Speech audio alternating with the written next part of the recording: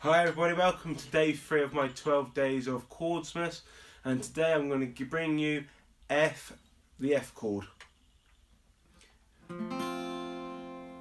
You have the ring finger on the D string on the 3rd fret, the middle finger on the G string on the 2nd fret, and your index finger is on the high E and the B string.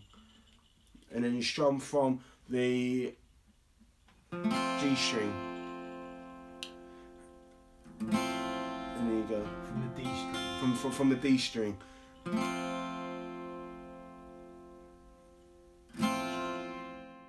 If you guys have played any of the chords from the previous days, please let me know below. And if you've got any tips on how you play them as well, don't be afraid to share them.